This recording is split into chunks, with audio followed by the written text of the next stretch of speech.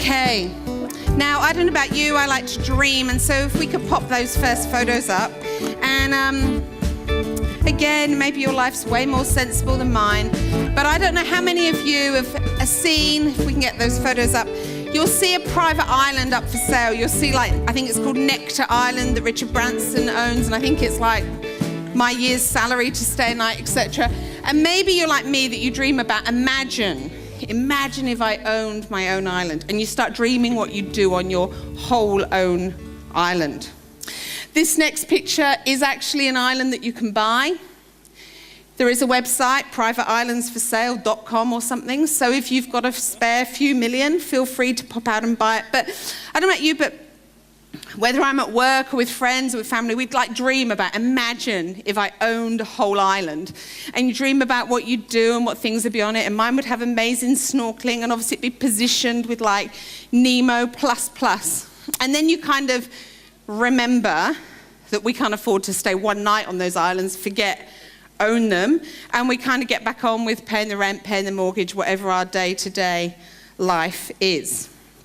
But I want to take us back to a time where God genuinely said to his people, not metaphorically, but he said, I'm going to give you a whole land. Now, it wasn't an island, but it can be if you want to imagine it in your head, because I like nice pictures. He said, I'm going to give you a whole land. And when the spies had gone out and they'd gone out looking in the land, I want to tell you what the people that live there, the locals, and the locals always have the lowdown, what they said. Remember, you know, when you go to a place and you go as a tourist and you see a bit, but when you're a local, you see things in a whole different light. And this is what the locals said when the spies went out in Joshua 2. If you want to read along. It says, this is what the locals said to them. I know the Lord has given you this land, she told them. We are all afraid of you. Everyone in the land is living in terror, because we have heard how the Lord made a dry path for you through the Red Sea when you left Egypt. And we know what you did to Sihon and Og, the two Amorite kings east of the Jordan River, whose people you completely destroyed. No wonder our hearts melted in fear. No one has the courage to fight after hearing such things. For the Lord your God, that's the Lord our God, is the supreme God of the heavens above and the earth below. Hear that once more. For the Lord our God is the supreme God of the heavens above and the earth below. And then if we jump down, verse 23, it says, the two spies came down from the hill country, crossed the Jordan River, and reported to Joshua what happened to them. And they said, the Lord has given us the whole land. And tonight I want us to take time about the fact God's probably, I'm not ruling it out for anyone, but he's probably not giving any of us a physical whole land. If he is, and it's a tropical island, please tell me about it. I'll come, I'll pray over it, or whatever you'd like me to do, but please invite me to your tropical island. But we're not probably going to get a whole land. But you know what? God is about giving us the whole. And I really love in there the whole. And for us, we're not in physical lands probably, but we're in a spiritual thing. And in Ephesians, it tells us this, and we all know it so much. We're not fighting against flesh and blood enemies, but against evil rulers, against authorities of the unseen world, against mighty powers in this dark world, and evil spirits in the heavenly places. But guess what? We might be fighting that. We're not fighting people for a land. I don't really want to do that. But we are fighting those rulers and authorities in the spiritual, because God will give us the whole land. And you know what? For the Israelites, them stepping into that land was all about a fulfillment of God's promise to them. It was all about them completing their journey from slavery to absolute freedom. It was all about them living in the fullness of what God had said for their lives. And it was God's opportunity to say, let me show you what happens when we partner together. And you know what? For us, there's a whole land God wants. And for some of us, God's done stuff, but sometimes I feel like we've just settled for an incomplete. We've settled for like, this little bit will do, and this little bit I'm satisfied with. And he doesn't want us to get saved and almost get like that ticket to heaven and then stagnate and be like, I think I'm in, but it'll just about do. God's got something so much bigger. He tells us today it is the whole land. I don't know about you, but for us, we always pick a scripture we believe God gives us for the year. And for Lloyd and I this year, we are claiming that God is giving us the whole land. There's nothing partial. God has done so much in my life. If God never did another thing, I could for eternity keep thanking him for what he's done. But you know what? God isn't done yet, because God says he wants to give us the whole land. If you look up the word whole, this is some other words that come up. It says complete, unabridged, full, total, in one piece and intact. God doesn't half fulfill what he tells us, and he doesn't half satisfy us. When God made the world, he didn't say, I've made day and night, look at it and go, do you know what, that's pretty good. I think I'll take a rest now and I'll get back to that project sometime. Some of us have maybe incomplete projects that we come and go on. God didn't look and go, do you know what, so far that's great, so one day I'll get back to it. But God, day by day, kept building on what he'd done the day before. And when God created the world, he didn't rest until the whole world was complete. When at the end of the sixth day he said it is good, he's like, now I'll rest. Do you know when Jesus was on earth and he called his 12 disciples, he didn't go, great, got a complete team.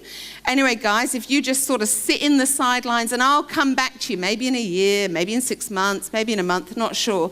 God was like, no, this is it. And Jesus walked with those disciples day in, day out, event after event, thing after thing, character development after character development. He didn't stop until that journey was complete.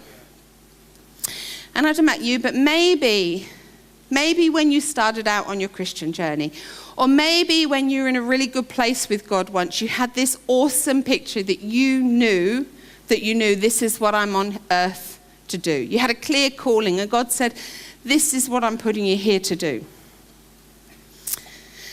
But maybe things came along that you decided to put that purpose on pause. Maybe you decided stuff happened that you're like, do you know what, these circumstances make me think that that's over now, even though it's not complete. Maybe you think that because of this or because of that, do you know what, I'll never quite fulfill the dream I believe God placed in my heart. Maybe for your family, it's like there's things God's done and it's not complete yet, but you're like, maybe that'll do. Like I joke with my parents that between them they have 6 kids, so I'm like, oh well, if you lose one, there's still 5 to go. Doesn't really matter, I'm a bit of a spare. But mate, that's not how God works. He doesn't go, do you know what, this much of your family promises I fulfilled, but I won't quite finish. God's not like that.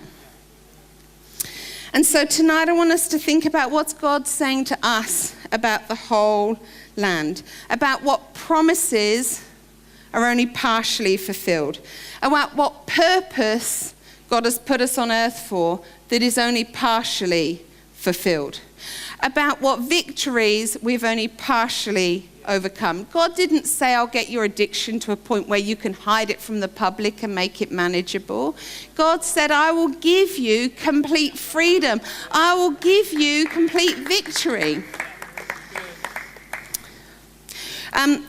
As a lot of you know, I like to start the year with kind of goals for the year, and I like to end the year reflecting on the year. And if I was to read my journal from the start of 2018, I had a few things in it. One of which was, for Lloyd and I, as a married couple, we were saying to God, can you give us a clue what ministry looks like for us? What are you calling us to?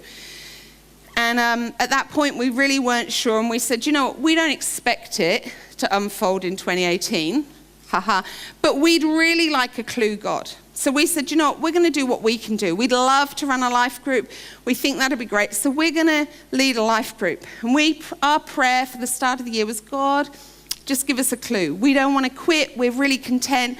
But we don't want to have a self-indulgent marriage that's all about us. We want to be on this earth of what can we do now you've put us together as a couple. When I reflect at the end of 2018, that prayer was answered in a way I never anticipated, and probably if I had, I'd have freaked out just a little bit. That by the end of the year, we found ourselves as the interim pastors in the church, with me quitting one of my jobs to come back into ministry and us being excited about announcing the new pastors. And when I got to the end of the year, I'm like, when I prayed that, I had no idea that God must have sat there chuckling, like, sure, I'll give you a clue. Do you know, we had another thing that we prayed at the start of the year, and it was a personal situation for us. And we were really praying for breakthrough. And as the year went on, we didn't see breakthrough, but we believed for it. But what we saw was the situation deteriorate. And so we were praying and believing, but you know, in front of our eyes, things were actually probably getting worse. They definitely weren't getting better.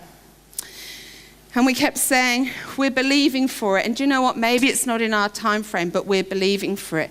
But you know, I think Matt said this morning, God can take a long time to act suddenly. And through the year, we're like, we know we're believing, we're praying, but this isn't great. But before 2018 was finished, there was one of those then God suddenly moments. For us, there was a personal circumstance that then suddenly God intervened. Then suddenly God stepped in. And then suddenly things turned around that were an absolute miracle. And you know what? We ended the year in awe of what we'd seen in that year. And I start my year in my new journal. I sort of write a prayer of reflection. And you know, as I was writing out this prayer, it just went on pages after pages of this is what God did in 2018. This is what God did in us stepping out in purpose. This is what God did for our family and our friends. This is what God did in other goals. And it would have been very easy for Lloyd and I to start 2019 and say, do you know what? God's been really good to us. Do you know what? We've got the new pastors. So I guess it's back to us. Self-indulgent. Let's just look inside. Because do you know what? I'm really in awe of what God's done. But we started this year saying, do you know what? There is more. There is more that God wants to do. There is more that we want to do. As long as I am on earth, I want to be serving God with everything within me. As long as I'm on earth, God's got a purpose. And how do I take the next step in it? There is always another step. We have friends and families, and I know you do too, that the promises of God are not yet complete. And so this year I cannot sit back. I cannot just be like happy with what God's done, because there is more. And so do you know what because you know I like to think about it all very pictorially. It's picturing how we often talk about God as like the author of my life. We use this metaphor and it's good, but do you know what? A lot of us kind of stop about here in the book. And we're like, God's written some great stuff as the author of my life, but I think he's probably done now. If God is perfect, I would be pretty angry with an author if they left me a third of the way through the book. Okay? I'm all for when I'm in a good book, I want to get to the end of that story. And you know when you read a story and you get to the end and there's all these unfinished things that you're like, I don't even know, I wish I'd never read it because it never finished the story. Okay, so I like it neatly wrapped up because my imagination's probably not that good. But you know what? God is the author. And if we're on planet Earth, not yet in eternity, we are not at the end of our book. So don't put it down, because God has got more to write. And so how do we live in this whole land? How do I make sure that, you know, Pastor Matt this morning talked all about picking up dreams again.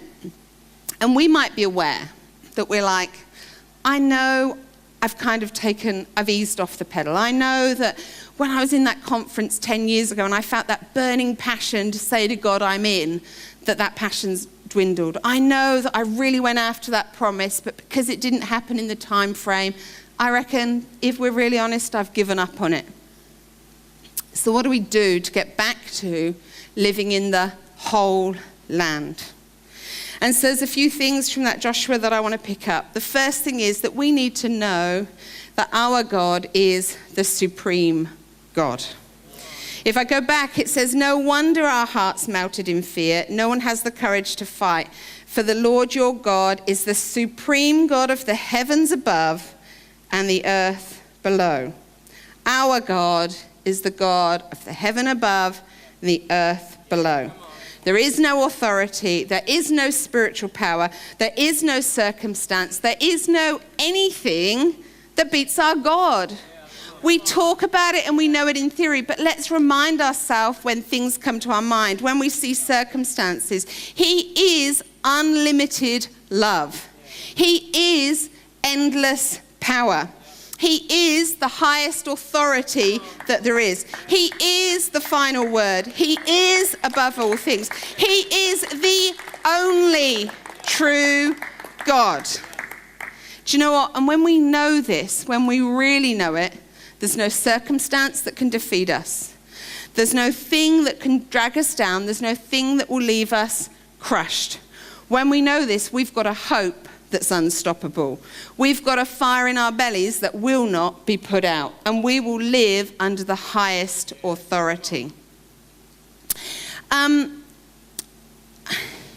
don't know if you have seen, if you want to pop up that sign, the little drawing we did. When you see a sold sign, you know there's a photo you've seen 1,000 times over, and it's got a couple and they've just bought their first home, and there's a sold sign on the house, and they're standing next to their sold sign with a big smile. And I was preparing this, I had a little picture from God, and it's almost like some of us are stood and there's these circumstances, like a house that we're living in, and it's like a diagnosis we've got, or it's the financial limitations we're struggling with, or it's broken or fractured relationships, or it's that hopelessness, and we're stood, and instead of that joy of like my first home, we're stood in that despair. But guess what?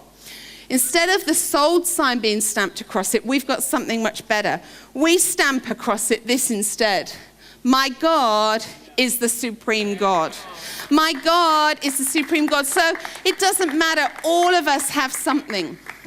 You'll know what it is for you right now, whether it's that health diagnosis, whether it's that financial strain, whether it's that relationship, whether it's just feeling crushed. You need to, and I need to, we get down in our prayer life and we tell that thing, my God is the supreme God. My God takes ownership of that. My God means you submit to that. My God is above it. And then do you know what?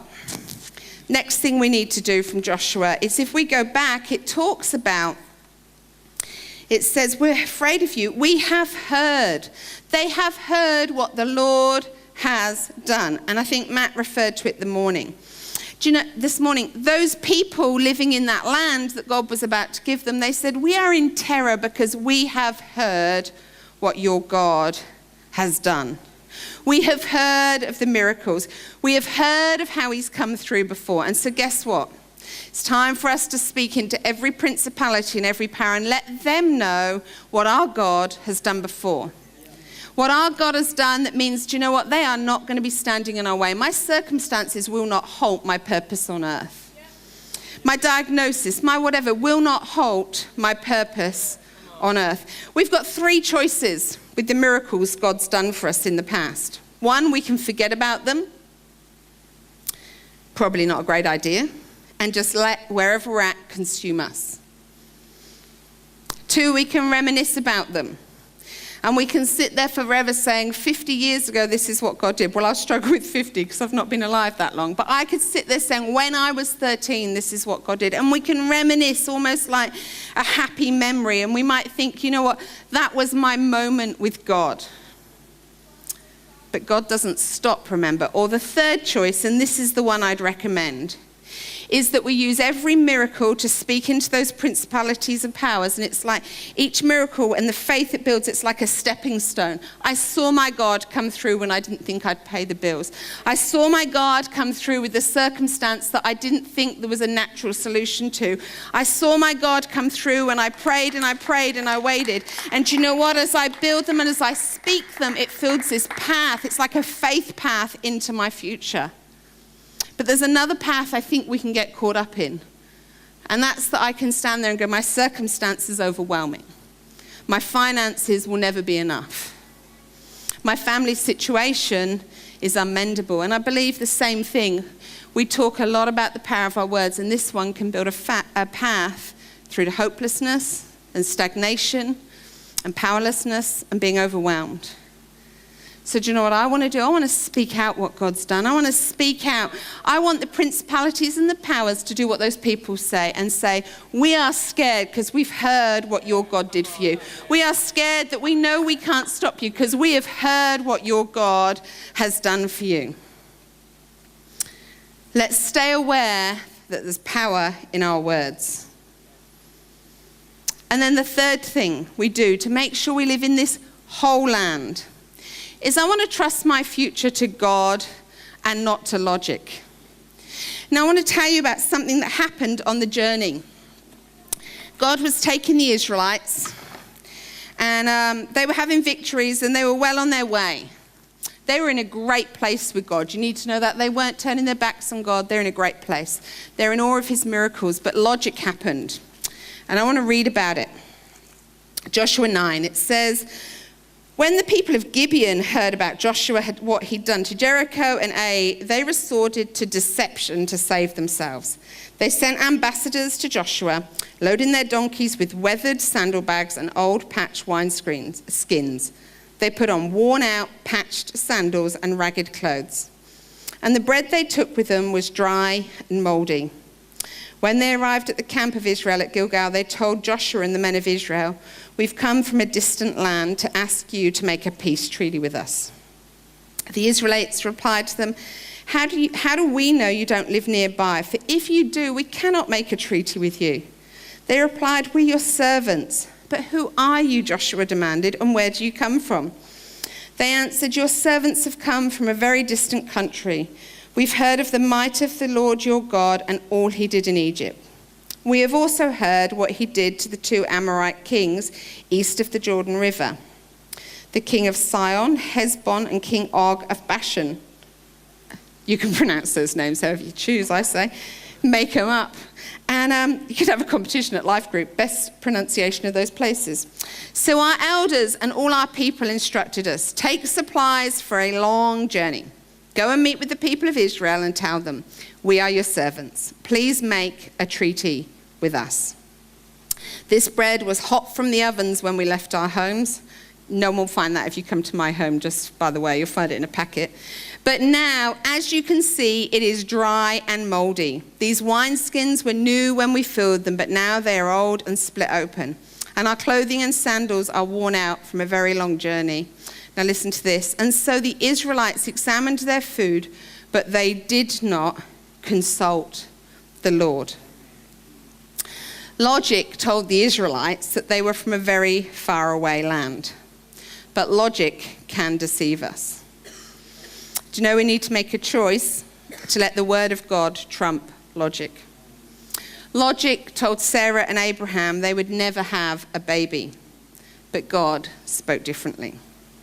Logic told Gideon he was way too timid to lead a group of people into victory, but God spoke differently. Logic told Esther she should never approach the king, but God said differently. Logic told Paul he would no longer fulfill his purpose preaching the gospel when he became a prisoner, but God spoke differently. I want to show you my life defies logic, and I want to show you something that is almost an impossibility, and I want to show you one of my favorite humans. So just let's put our cute appeal photo up if we can. Look at her. Look at her. She's pretty cute, isn't she? Now this is Ruby Harrison, and this Ruby, I want to tell you, God defies logic. Tell me, I have never had my own children, yet because of God and how he works, Ruby will grow up calling me Nan, because God defies logic. Do you know what? Because of how God works, and he's worked things together, and for those of you like, oh, she's talking crazy. So Lloyd's daughter Danielle and son-in-law Steve, this is their precious little girl. Pretty cute, isn't she? And you know what? That defies logic. And I remember my parents saying, how bizarre, out of 6 children, Juliet's the only one to never have children, but she will be the first to be a grandparent. It's like, that's right, step aside. Step aside, siblings, I'm coming through, I'm a late achiever. But do you know what?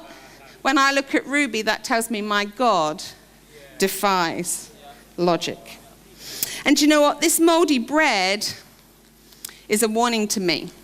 Because it's not at the moldy bread stage that the Israelites were in a really bad place with God. It's not that at that point they turned their backs. They were actually in a really good place with God and were seeing miracles. But they suddenly switched to logic because it seemed so obvious. The logic was overwhelming in its evidence. Just a note, I Googled how to make bread moldy quickly. There are too many preservatives in the bread I buy, even with the Google advice. And don't let it worry you, but the bread I buy, when left damp in a very hot place for 4 days, shows very minimal signs of mold. But anyway, pretty sure it's healthy, natural stuff, but we can use our imagination that this is my moldy bread. I'll probably toast it tomorrow. No, I won't. It's okay, guys. Do you know, when I read it, it was a real thing to Lloyd and I. It was saying, it's easy in my life to know that I'm going to trust God. What should I do in ministry? I'm going to go and seek God and pray for what he says about ministry. What about my family? You know, I'm going to go and I'm going to pray to God for my family and for my friends. But then suddenly something pops up that we think, you know what, I don't need to consult God on this. It's obvious. It's obvious. And suddenly there's a compartment of our life where the moldy bread syndrome kicks in. And we just say, the logic says this. So let's not be logic driven. Let's not look at circumstances and say, well, do you know what? It's this because of this. It would be very, very simple for me to say, because I never had children, I will never have grandchildren. But because my God is the God of miracles, that is not my life. Do you know, in Matthew 19:26, there's a verse we've heard lots, and I want to read it in 2 translations. It says, Jesus looked at them intently, and they were talking about how hard it is for different people to know Jesus. And he said, humanly speaking, it's impossible. But with God, everything is possible. Everything is possible. And if we read it in the Message, listen to this. Jesus looked hard at them and said, no chance at all if you think you can pull it off yourself. Every chance in the world if you trust God to do it. Do you know, I reckon sometimes we're limiting God because we're looking at the circumstance, or we're looking at that dream we had for what's my purpose with God, and we're like, no chance in the world, because I'm using my moldy bread and I'm saying logic says to me, no chance in the world. But God says, you're right, not a chance if it's down to you. But you let me get involved and anything is possible. God can do what every course has failed. God can bring you the freedom that every self-help book has failed to give you. God can bring you the purpose that every good-intentioned online course, every mentor and everywhere else has failed to fully unlock. God can give you that complete fulfillment that everything else has stopped. God can give you a freedom from a past, a healing from a memory that can crush you, the provision for a need you can't provide. God can do it. Last week, Abby talked in her testimony. She shared about how God came through when she suddenly started serving God. And I think there's something powerful in when I take my eyes off my situation, I fix them on God, things will happen. Do you know, my God has got big things for each of us. My God, we've heard it talked about, my God has big things for East Gippsland. My God has big things for us corporately. But for us corporately, for God to have big things, that means he's got big things for us individually. My God is the God, and we've heard it talked about, that wants every family to be whole. My God is the God that wants every family, for every person to know Jesus. My God is the God that never wants your circumstances to stop you setting into what he has. And lastly, when we talk about the whole land, my God is the God of wholeness. And before we take a whole land, there's something sometimes within us that's got to be a wholeness. In Ephesians, it says this, Ephesians 2, verses 11, then 13 and 14, it says, don't forget that you Gentiles used to be outsiders. So that's anyone who's not a Jew. That's most of us here. But now you've been united with Christ. For once you were far away, but now you've been brought near to him through the blood of Jesus. For Christ himself has brought peace to us.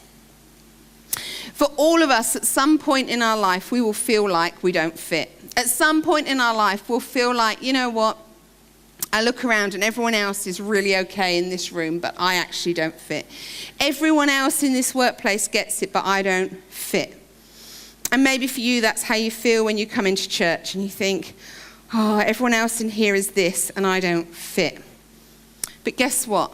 When I come to Jesus, and it says in there, you've been brought near through the blood of Jesus. He has brought peace to us. Do you know, when I get to Jesus, I get wholeness. That's where I can feel completely I belong. When I come to Jesus, I can find complete acceptance.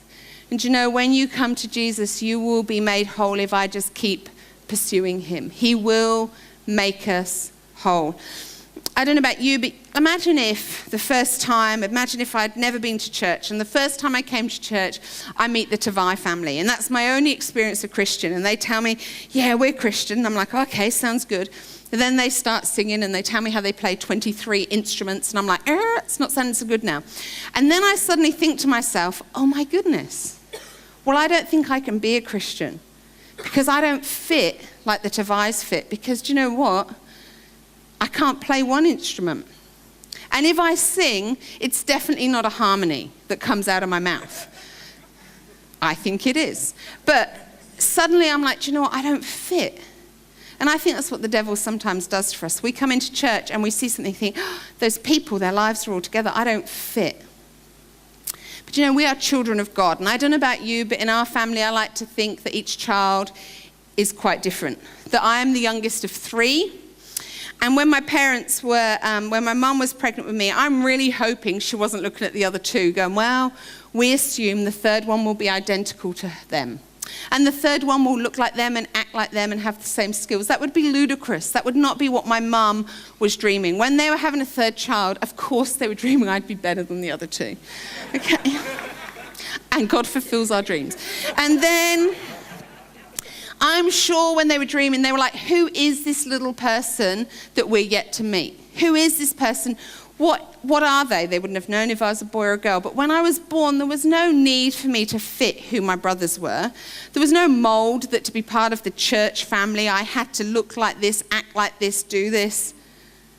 But I brought a wholeness to the family because I was I made myself significant by noise, part of the family. And do you know what? For all of us, we need to know we're part of the wholeness. And there's a puzzle. Not a hard one, but a puzzle. And sometimes we look around and we say, do I fit? But maybe we've come to church and we've seen someone that we think fits right here. And we think, well, I don't fit right there, so maybe I don't fit in and maybe I don't have a place. Well, I didn't have to because that spot's taken. And then maybe I see someone, calling them a cow could be awkward, who fits here. And I think I don't fit there. I haven't got their skills and I haven't got their personality. And do you know what? I don't want to do what they do in their free time. But that's okay because that spot's filled. And so it goes on. And do you know what? God says there's a spot for you that makes this place better.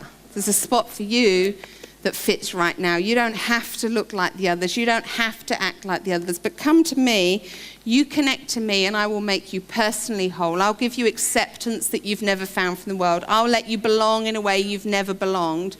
But also, I'll make you a significant part of the family of Christians in East Gippsland. I will make you significant. Do not listen to the lie that says those spots are taken. I don't belong. You do belong. And God does want to make you whole. And so I don't know what from tonight fits where you're at. And if the band can come up, do you know what we're going to do in a minute? We're going to take communion. And when we take communion tonight, I don't want us to go, oh, fancy that, she can't make her bread moldy. I don't want you to be like, oh, I wonder what the book was she was reading. I want us to think about, what does God say tonight? What does God say tonight to us? Do you know, is there a part of our purpose that we just thought was too hard, so we've let it go? There's a dream God gave us and we've just popped it down, and Matt talked into it this morning. We've just put it down and we've said, my circumstances say no. Is there a promise for our family that we've quit on because we've said, you know what, it took longer than I ever thought it would, so I'm giving up on it? What is it God says tonight? Is it tonight God says to you, you do fit and you are significant? But as we come around communion, If we could put that picture back up again, I want us to think about the fact God says he is the supreme God of heaven above and earth below. So that means whatever is coming against us, don't worry, let's put the stamp of God on it. He is the supreme God of heaven above and earth below. And we're going to take communion and we're going to be proactive. We've talked lots about owning the future. We've talked lots about it and we've got our stickers, and I'm just in the process of hoping my sticker appears somewhere pretty cool. I've set something in motion. But you know, we've got to think about what does it mean, and Matt talked about it this morning. Am I going to walk by faith into the future God has? What am I going to do? And so what we're going to do is we're going to do something a little bit different for communion. But before we do you know what, maybe when I talked about that wholeness and that belonging, you've never actually felt like you've belonged anywhere. That you've always felt like I'm just a bit of a misfit.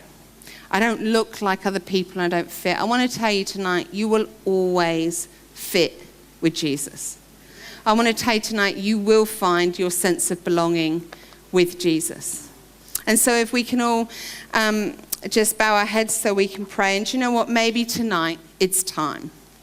It's time, maybe you've wandered away and you've just walked away from Jesus and it's time to come back.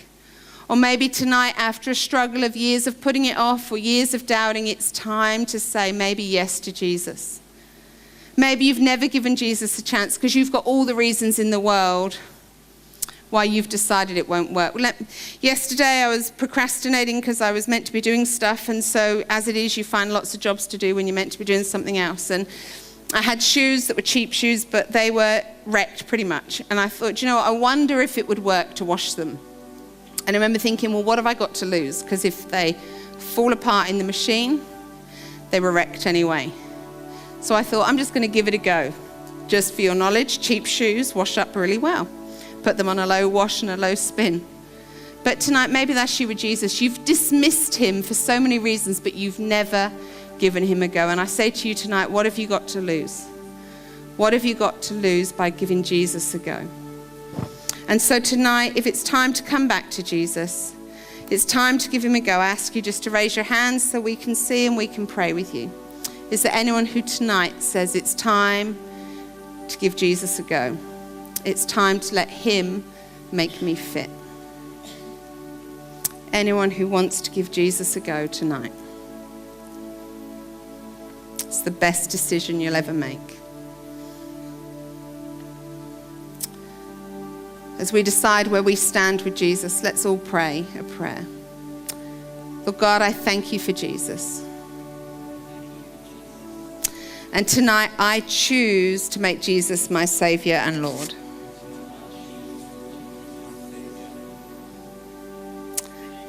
And God, I say sorry for ignoring you all these other times. But I ask you tonight to show me the way forward. And I trust you with my life. Amen. And for the rest of us, we're about to take communion. We're going to do it differently. If the team want to come forward, we're going to step into what we believe. We're going to take a proactive step into saying, you know what, my God is the supreme God. And so I want you to think right now, what is your circumstance that it's time to put that stamp over it? What is the dream that you've let go that it's time to put that stamp over it? What is that purpose that you've just diluted that it's time to put that stamp over it? And if the prayer team can also come up the front, what's going to happen is that you're just going to come up when you're ready and take your communion and take it back to your seat. But we're going to come and collect our communion rather than have it delivered for one simple reason. We're going to take that proactive step to say, do you know what, God, I don't sit back any longer.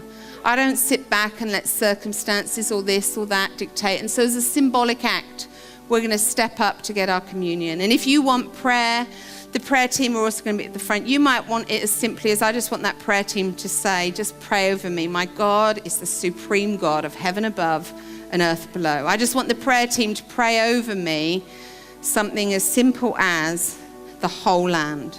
The whole land. Every promise that God has given is a yes and amen. Okay, so if elders and the armor bearers, everyone's here, if you could be at the front so that if people want that.